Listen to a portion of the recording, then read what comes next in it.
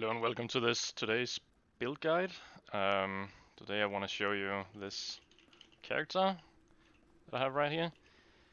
So as you could see in the preview, this character definitely has a lot of clear speed, and that was the whole idea of it.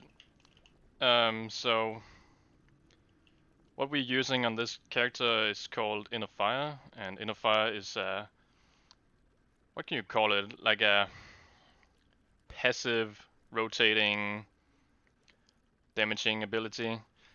And the way we trigger it is from the sword itself and from the ancestral tree. So right here we have the sword that we're using. This is part of the whole build, and this is like the one that carries the build like crazy. Because if you were trying to do an inner fire build without this, it would probably not be quite as good, I would imagine. And there's a few reasons why. Um, One of them is that you get a lot of additional damage from your Reaper itself. So it says inner fire damage is equal to 155% of your Reaper damage. So that's like on the sword itself and in your passive tree with attributes. For example, this right here is also added to the character. You don't get that much from the attribute system, but it's just a tiny bonus, you know. Another thing is when you get this to the primordial version, as you can see with the text that says primordial malediction, you would guess that's like a huge like debuff to the weapon itself, but it's actually a massive buff. And the reason why it's a massive buff is because Reaper damage is now added to inner fire damage instead of skill damage. So it's quite confusing, but you have the inner fire damage is equal to 155% of your Reaper damage, but you also get like 100% of your skill damage added to the inner fire instead. It's kind of confusing. So if you look at my, let's say, inner fire damage right here, you can see that I have almost 20,000 to 26,000. And if I put on the normal sword without the primordial version, I lose quite a bit of damage just because of it. And that has nothing to do with like multipliers or anything like that. It's just the primordial malediction that does this. So if you think, nah, that's not an upgrade to my character, oh yes it is. And on top of that, you get the inner fire max charge multiplier. So if you have like 10 charges, you will then get up to like 25 charges because you get 155 multiplicative inner fire max charges. So the primordial version is quite big, and when I first saw it, I didn't consider it to be that powerful, but it definitely is. It's huge, and it makes you able to, let's say, not needing this right here. Like this is not necessary at all. Like I thought I needed this legendary to begin with when I made this character, but what do you know? You don't need it. So if you're considering this build, you definitely don't need this, and you don't need this either. There's a lot of stuff you don't need to get started. I will say that I have invested a lot of time into this character.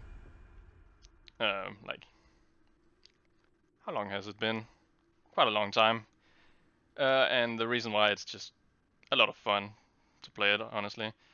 Now, I said that the way we get our inner fires is through fast expansion. That is partly true, but you also get it from your ancestral tree, this one right here, inner radiance. So you trigger this all the time to get up to your maximum, and oh boy, on this character I have a maximum of like 70 plus inner fires. That is definitely not necessary. Like that's completely overkill, and you cannot off screen with it too much. Like I don't think the off screening in this game is possible. Like you have to see the enemies on the screen before you can actually kill them. So yeah, I mean, you definitely don't need like that many as I do. It's just a bit overkill.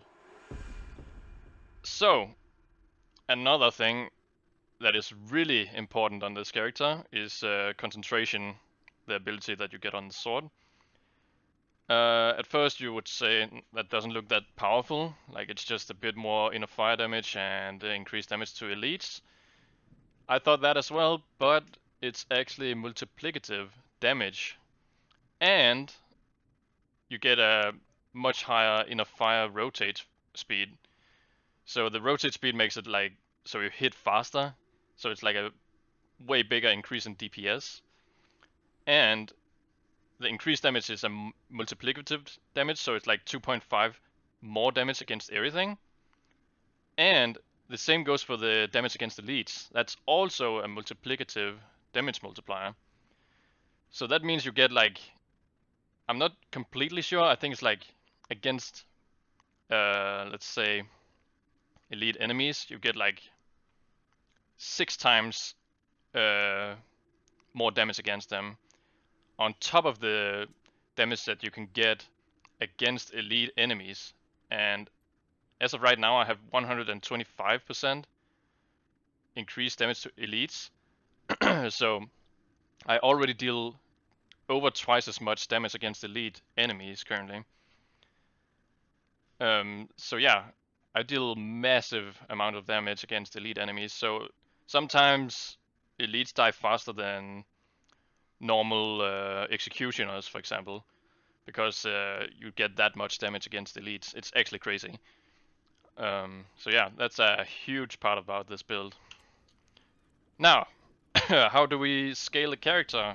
Obviously, we get a lot of Reaper damage from the sword itself that I explained earlier, and the other stuff that we get is like a lot of crit damage, inner fire damage on gear, crit chance, attack speed, life in the top mods usually, and you get that on pretty much every gear piece. You can also get something like a bit of inner fire duration to begin with, but later on it's completely unnecessary.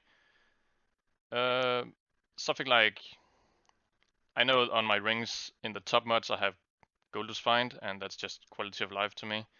I don't really, let's say, I don't want life, because this character has a huge downside, and that is you cannot really recover life from leech, and you cannot recover it from on kill. So that's a huge negative side of this character, because if you cannot leech or get life on kill, that's a, I mean, that's a big downside. Let's be real here. Like if you could leech and like get life on kill or hit, even on hit would be fucking nice. But none of that is available to us. So how do we sustain our life? We get that from the Ancestral tree. It's kind of pathetic, but this one, whenever you kill an elite enemy, you restore 35% of your percent of missing life. So this one and a bit of life regeneration is all we get. So yeah, you don't become an unkillable god when you have a lot of inner fires on you. You actually get kind of vulnerable because you cannot leech. And leech is just insanely powerful in this game because it's like instant leech. So if you hit for like 100,000 and have 1% like leech, you get like 1,000 back on hit. So yeah, other than that, other gear pieces. Let me see. Something that's very important. Oh yeah, obviously get a lot of movement speed if you can get your hands on it, like even on rare mods, I mean epic mods. Oh yeah, and also get like area size, and you're probably wondering what are you using area size for? Honestly, it's only just because of this one right here, the air conditioner. So this one makes enemies attack insanely slow against you. So let's say uh, enemies attacking for like 2 times a second, and if you pick this one, you probably see them do like one attack every 1/3 of a second or something. Wait, no, that's not right. One attack every like 3 seconds. That's what I meant. So this is very massive, and it takes them a long time to actually ramp up the attack. So let's say melee characters or melee enemies, I mean, they take a really long time to actually hit you. So you can just like, they're actually a joke, honestly. Like every melee character, I mean enemy, is pretty much irrelevant if you have this on with this much aura effect as I have. Like normally it would be minus 45 attack multiplier to enemies, but I have so much effect that I get up to 80%. You can get it all the way up to 90. That is the max on this aura. And you can definitely do that if you want to. And it's part of the reasons why we are scaling area size, because it's kind of important to get that on this ability, because otherwise it would be a very tiny area that you can actually slow enemies in. I know it's just for mostly melee enemies, but if you get just a tiny bit more, it's perfectly fine against mage classes and bow skeletons and all of that good stuff. So very powerful, very defensive, and it's definitely been saving me a lot of lives through this character. What else are we picking up? We picked this up just to get over to this one. You could take this one as well, but like take this to path over to Inner Radiance. So this one is completely irrelevant. You don't use this for anything, so it's just a filler. And then I took this one as well, just for a bit of movement speed and attack speed. Movement speed is nice, attack speed is nice, so why not? You can pick something else if you want to, but personally, this one is one of the better ones. Something you could also consider is this one right here, because you get a lot of magic item quantity, and that's just very nice to have, because that means more items, more loot, and whatnot, more money. Slorm. Wait, that doesn't count for Slorm.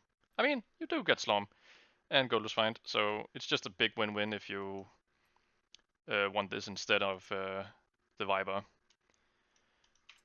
Let's see if there's anything more important here in the tribute system right here. So another thing that we're scaling is through savagery. Just these two, what can you call it, major traits. You get a bit of reboot damage multiplier, and that's also a multiplicative damage multiplier to our character. So if you have these two, it's 25% multiplicative damage, and that's very nice. We also get that from our shoulder.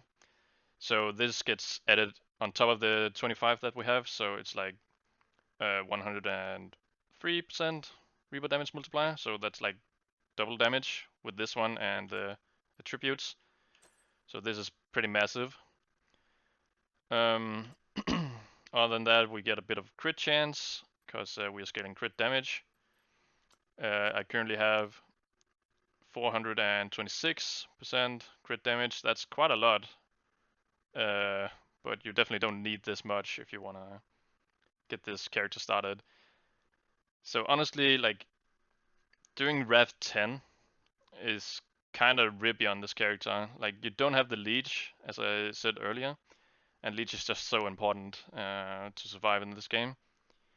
So I actually don't recommend Rev 10, but you can do it if you want to.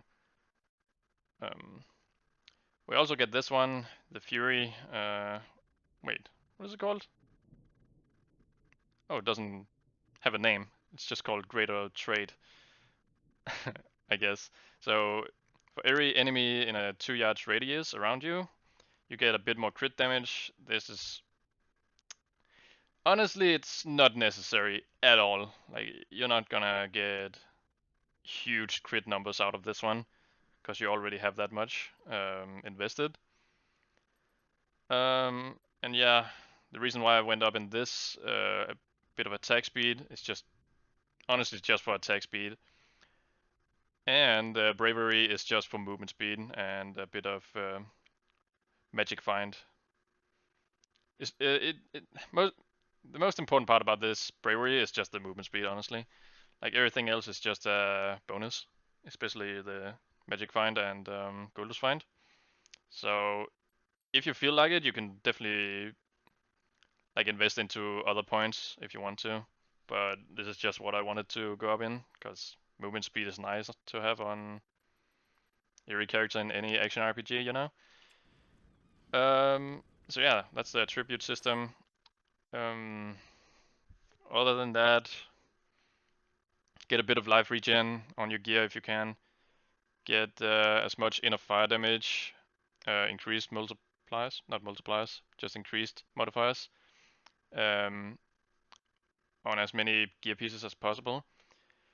Getting this sort of legendary effect is very nice to have.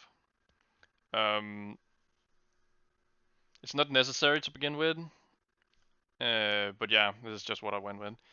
Okay, on that, gear pieces, pretty self-explanatory, I would say. You can have a look at every gear piece if you want.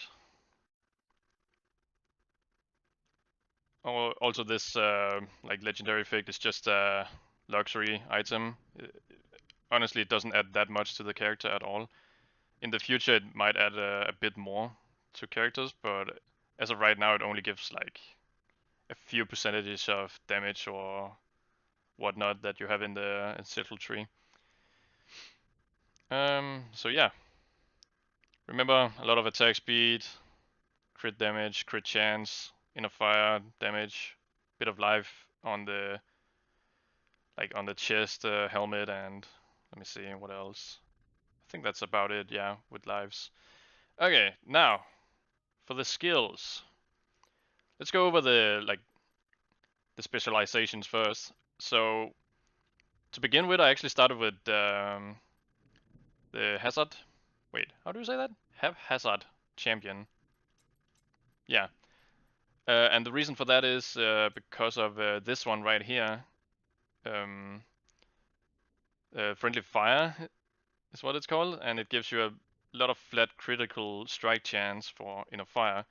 So this is kind of massive in the beginning when you're leveling the character, and you also get the leap slam, I would call it, the ascension leap slam, whatever you want to call it, to get out of danger, or if you want to like remove negative effects on you, like burning or anything like that, slows. This is kind of nice to have, and you also get like the experience gain when you level it up. What else? Your block chance is lucky. That's kind of nice, and I'm getting to this later with block. You also pull enemies together. Let me see, what else? I mean, that's kind of about it. You also get this one, a second chance, which is kind of nice if you die a lot. But honestly, it's kind of bugged. I don't think it works like 50% of the time. Like sometimes you don't even see it's on cooldown, and it's just you just die, even when it's off cooldown. Like I don't get it. Maybe it's like only once per expedition. I don't know. I don't really get this one, honestly. Uh, yeah, and so the last thing you go up in and when you level up is this one, and that's just to trigger more abilities in the beginning of the game. But when you get a lot of crit chance, you transition into the Distinguished Knight, because he has a lot of damage for this particular build. You could also go with the Enduring Protector. He's actually pretty nice as well if you just want more defensibility. Like if you don't care about too much damage and just want to farm, let's say, Wrath 8, 9, or 10 when you get to that point. I think Enduring Protector is actually better just overall. But if you want as much damage as possible, Distinguished Knight is definitely the best. So what I went with is this one. So you get 15% increased damage on skewered enemies, and we're using Whirlwind. And Whirlwind actually has, let me see, where is it? Is it this one? Yeah, so this Whirlwind actually applies a bit of skewer when you hit enemies, and that means we get the 15% increased damage. And when you read this, it doesn't sound like much, but it's actually a multiplicative damage multiplier. So it's actually quite a lot of damage right here. Also, if you have the Fierce Huntress or the Mage leveled up to like 60, you get a lot of crit damage from this. So if you don't have this, honestly, you should just go Enduring Protector. Honestly, that's so much better in the end. But other than that, you also get this one with enough fire max charges. This definitely adds a lot to your character as well, and you get like a teeny tiny bit of inner fire damage. This is not multiplicative, sadly. So this is just increased on top of all the other percentages that you have right here, 772. It's kind of a bummer, but I mean, it would probably be too good if this was multiplicative, but what do you know? You have all these banner effects. Bruh, who uses banners? Like, banners is so underwhelming, because they are the only thing they will do is slowing you down, and there's like 4 different types of banners, and you cannot like get the one you want constantly. Like, if you could choose whatever you'd like, it would actually be pretty good, but as of right now, you just throw down random banners all the time, and it's just not reliable at all. We have this one right here, which is called Blockade. So every time you block, you reset your cooldowns on every skill. That's quite nice. It's not very. It's not. It's not gonna make a huge difference on your gameplay, but it's just a nice little bonus to have, because there's honestly not that many other things that you can have. Like, you can take this one if you want to like utilize banners, but come on, man. Who uses banners? Like, it's just going to slow you down, and it's not fun at all to play with. So banners is just there to be there, I guess. We don't pick any of these because none of them is benefiting our character. So yeah, what a bummer. Another thing we're taking is this one. This is kind of nice to have, but honestly, you are never going to have any use of this. Like, melee enemies are not going to hit you before you are actually hitting them, because if they have full life, they deal no damage to you, but you're constantly hitting everything on the screen, so you actually don't get any effect of this. And the reason why is because there's nothing else that's better. So if you're like really lucky and never, yeah, or let's say if you're very lucky and you get instantly hit by a melee enemy, you can reduce that damage to 0. I mean, nothing is, that's not gonna happen. Okay, another thing is these two, you don't get anything of these. You probably would think this is a huge multiplier, but it only says non-fortunate and non-perfect knight skills. And knight skills is what you have in left click and right click on your mouse. So let's say that's Crest Shield and Whirlwind. So you don't get anything from that, sadly. So these ones are kind of useless. And that's why one of the other reasons why I think Enduring Protector might be a better choice overall, because Enduring Protector actually has a lot of good passive stuff for your character.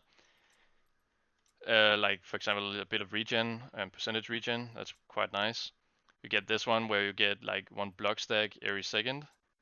You get a bit of tenacity. While blocking, you trigger Astral Retribution. Whenever an enemy deals damage to you, he is skewered by his attacks. That's probably something else. Nope, that's not. This one is the best one.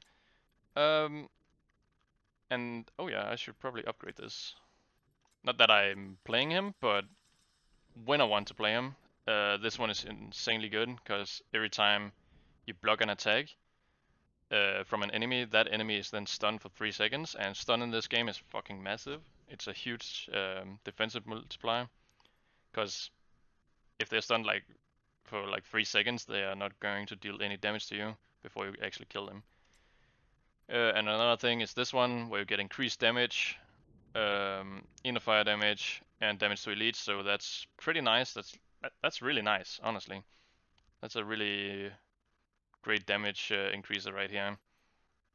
And one of the other insane things are this one. Your chest item stats are added twice, so you get. It's just like equipping 2 chests at a time. So if I get like this chest right here, you get like almost 1600 armor, 2600, actually 2700 max life, 20% projectile damage reduction, and 6% all damage reduction, 26% attack speed, and 90 flat life regen, and so on, so on. You don't get like plus 5 level extra to your rebus or anything like that. That would be absolutely nuts, I would say, especially with the attribute. But that would be a nice bonus if that actually worked. But yeah, this one is what I'm playing, the Distinguished Knight. And why am I using Chris Shield? It's honestly just for, let me see, this one right here. As long as you have Shield Chris Shield equipped, you cannot get below 15 stacks of block. So that means you have 15% chance to block every attack in the game. And when you block attacks, it is like the incoming damage is reduced by 90%. So you only take like 10% of the damage taken. So that's pretty nice. Other than that, take this one. This is massive. So every time you're like just walking around and doing your stuff, you gain 1 shield stack, block stack every second. So at some point you will get up to like 100 block stacks, and every single, if there's like a elite enemy, like a big bad boy elite, you can just block that attack and reduce it by 90%. That's very, very convenient. Other than that, these are just memes. Like, who uses Chris Shield as an ability? I don't know, man. Maybe you can make some fun stuff out of it. But honestly, this is just for a defensive layer on your character. Now, Whirlwind. You have this one. Obviously, centripetal force, or whatever it is. You get a 40%, not 40% increased damage with inner fire. Now this is also a multiplicative damage. So every time you spin to win, you get like 40% more damage on top of the current damage you have. So this is actually a massive buffer to your character. So Whirlwind is definitely very important. And you also apply skewering to enemies.